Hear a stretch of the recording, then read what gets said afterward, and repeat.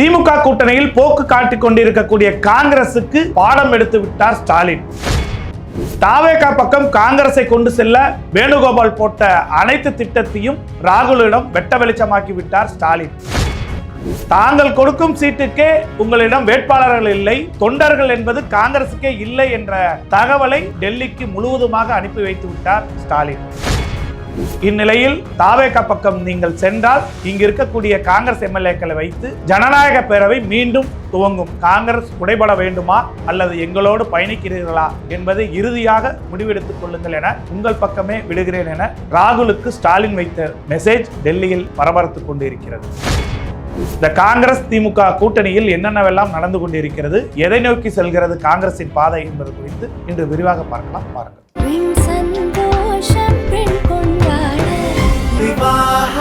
மணப்பெண்ணின் பிரத்யேகமான திருமணம் விவாஹா தி சென்னை சில்க்ஸ். தமிழகத்தின் பல எம்பி எம்எல்ஏக்களின் வெற்றிக்கு வித்திட்ட கிங் 360 தேர்தல் வியூக சாப்ட்வேர் 2026 புதிய வாக்காளர்களின் அப்டேட் விவரங்களுடன் உங்கள் தொகுதியில் உங்கள் வெற்றிக்கு வித்திடுகிறது. உங்கள் வாக்காளர்கள் தொகுதி, பூத், ஆண், பெண், வயது என பல வகைகளில் ஒரே நொடியில் உங்கள் விரல் நுனியில் bulk WhatsApp, bulk voice call, viral தேர்தல் பிரச்சாரங்கள், ட்ரெண்டிங் செய்திகள் என கிங் 360 தேர்தல் வியூக பணிகள் குறித்த விவரங்களுக்கு உடனடியாக இணைந்திடுங்கள்.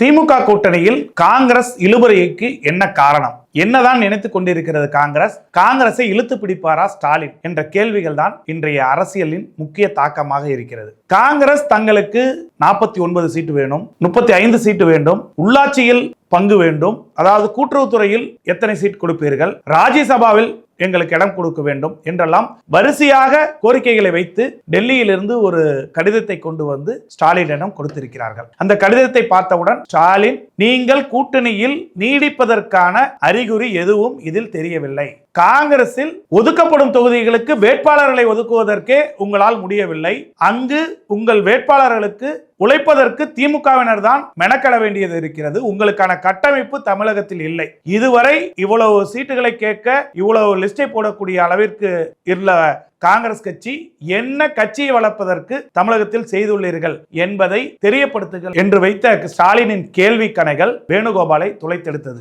ஏனென்றால் இந்த வேணுகோபால் தாவேகா விஜயுடன் கூட்டணியை உறுதி செய்து கொண்டு திமுகவிடம் போக்கு காட்டி வருகிறார். திமுக இவர்களை எல்லாம் லெப்ட் ஹேண்டில் டீல் செய்து வருகிறது.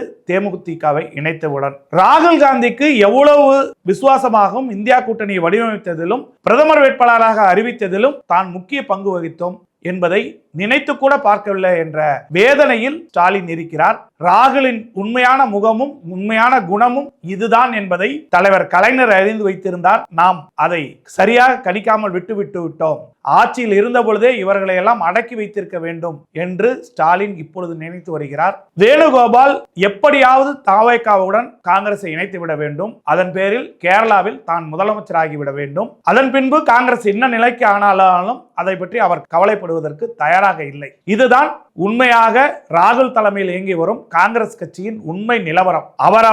அவரவரது சுய லாபத்திற்காக தலைமை அணுகுவார்கள், தலைமை அவர்களுக்கு தேவையானதை செய்யும். இதுதான் சமீபத்தில் நடந்த பீகார் தேர்தலிலும் மத்திய பிரதேச தேர்தலிலும் மகாராஷ்டிரா தேர்தலிலும் நடந்தவை. இப்படிதான் இறுதி கட்டம் வரை இந்தியா கூட்டணி கட்சி தலைவர்களை எல்லாம் உள்ளூர் தலைவர்கள் எல்லாம் சீண்டு முடித்து பல்வேறு கட்ட பிரச்சனைகள் எழுப்பி கூட்டணி கட்சியினருக்கும் காங்கிரஸ் கட்சியினருக்கும் தொண்டர்களுக்கிடையே மிகப்பெரிய பிரிவினையை ஏற்படுத்தி அந்த மாநிலத்தில் இந்தியா கூட்டணியை சேர்ந்தவர்கள் ஆட்சியில் அமராமல் செய்ததே ராகுல் தலைமையிலான காங்கிரசின் முக்கிய பணியாக இருந்திருக்கிறது. திரைமறைவில் பாஜகவுக்கு ஊதுகோலாகத்தான் ராகுல் இருந்திருக்கிறார் என்பதுதான் நிதர்சனமான உண்மை. மற்ற மாநிலங்களில் ஏற்பட்ட தவறை தமிழகத்தில் தான் தலைமையில் இருக்கக்கூடிய திமுக எக்காலமும் செய்யாது என்பதை நினைவில் கொள்ளுங்கள் என டெல்லிக்கு ஆணித்தரமாக கனிமொழி வாயிலாக எடுத்துரைத்திருக்கிறார் ஸ்டாலின். வேணுகோபால் என்னதான் ஆட்டமாடினாலும் 25 சீட்டில் இருந்து 2 சீட்டு வரை அதிகப்படுத்தி கொடுக்க முடியும். காங்கிரசுக்கு ஆட்சி அதிகாரம் என்பது பற்றி பேசவே கூடாது.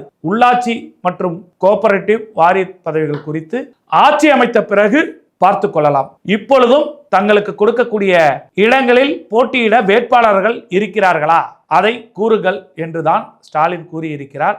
அல்லது நீங்கள் தாவேகாவுடன் கூட்டணி அமைப்பதா என்றால் தாராளமாக சென்று விடுங்கள், அதற்கு திமுக சார்பில் எந்த விதத்திலும் நாங்கள் உங்களை தாங்கி பிடிப்பதாக இல்லை என்பதையும் ஆணித்தரமாக ஸ்டாலின் கூறிவிட்டார். அதுவும் இல்லாமல் காங்கிரஸ் சென்றாலும் தேமுதிகவெல்லாம் வைத்து சமாளித்து விடலாம் என ஸ்டாலின் போட்டு வைத்திருக்கக்கூடிய கணக்கு காங்கிரசுக்கு பேரிடியாக இடைந்துள்ளது.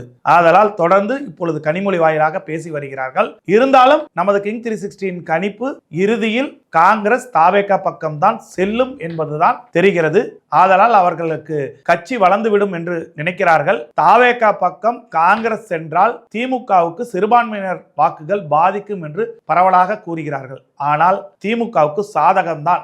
77 தொகுதிகளில் 77 தொகுதிகளை காங்கிரஸ் பெறுவதாக கூறுகிறார்கள். அப்படி நின்றால் அந்த தொகுதிகளை எல்லாம் விஜயின் தாக்கம் எடுபடாது. அது திமுகவுக்கு சாதகம். காங்கிரஸ் ஒரு பொருட்டாகவே இருக்காது. வேலை செய்வதற்கே அவர்களுக்கு ஆள் இல்லை என்பதுதான் கள நிலவரமாக இருக்கிறது. இவர்களோடு விஜய் சேர்ந்து போட்டி போட்டாலுமே கூட தமிழகத்தில் பாதியாக விஜயின் தாக்கத்தை குறைத்த திமுகவுக்கு இது ஒரு பெரும் சாதகமாக இருக்கும். அதைவிட மோடிக்கு எதிராக இந்தியா கூட்டணி வடிவமைத்து சென்றதுதான் ஸ்டாலின் மீது பாஜக அரசிற்கு இருக்கக்கூடிய மிகப்பெரிய கோபம். அந்த கோபம் இப்பொழுது தணிந்துவிடும். காங்கிரஸ் தாவேகாவுடன் சென்றால் தமிழகத்தில் ஜனநாயக பேரவை ப. சிதம்பரம் தலைமையில் துவங்கப்பட்டு சிட்டிங் எம்எல்ஏக்கள் பலரும் செல்வ பெருந்தகை உள்பட அனைவருமே தமிழகத்தில் காங்கிரஸை உடைத்து திமுகவின் பக்கம் வருவதற்கான அனைத்து பணிகளும் அறிவாலயம் செய்து முடித்து விட்டதாகவே தகவல் வெளியாகிறது. காங்கிரஸ் இன்று உயிர்ப்போடு இருப்பதற்கு தமிழகத்தில் திமுக போட்ட சீட்டுகளும் எம்பி சீட்டும் தான். இன்னும் டெல்லியில் காங்கிரசுக்காக பாராளுமன்றத்தில் குரல் கொடுக்கக்கூடிய ஒரே கட்சி திமுக தான். அதையும் இழக்கப் போகிறதா ராகுல் தலைமையிலான காங்கிரஸ்? அதை இழந்தால் காங்கிரசுக்குத்தான் நஷ்டம் ஒழிய ஸ்டாலினுக்கு எந்த விதத்திலும் நஷ்டம் இல்லை என்பது போன்ற ஒரு அரசியல் அஜெண்டாவை பிளான் பியை வைத்துக் கொண்டு திறம்பட விளையாடி வருகிறார் ஸ்டாலின். பார்க்கலாம், ஸ்டாலினின் விளையாட்டில் 27 சீட்டில் சிக்க போகிறதா காங்கிரஸ், அல்லது தாவேகாவுக்கு கை சின்னத்தோடு சென்று தமிழகத்தில் மீண்டும் காங்கிரஸ் உடைபட போகிறதா என்பதை பொறுத்திருந்து பார்க்கலாம். பாருங்கள்.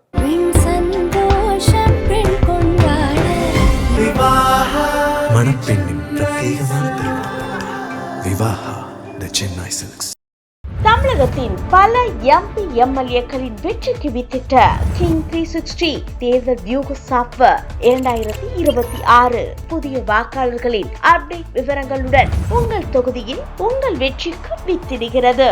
உங்கள் வாக்காளர்கள் தொகுதி, பூத், ஆண், பெண், வயது என பல வகைகளில் ஒரே நொடியில் உங்கள் விரல் நுனியில் bulk WhatsApp, bulk voice call, viral தேர்தல் பிரச்சாரங்கள், ட்ரெண்டிங் செய்திகள் என கிங் 360 தேர்தல் வியூக பணிகள் குறித்த விவரங்களுக்கு உடனடியாக இணைந்திடுங்கள்.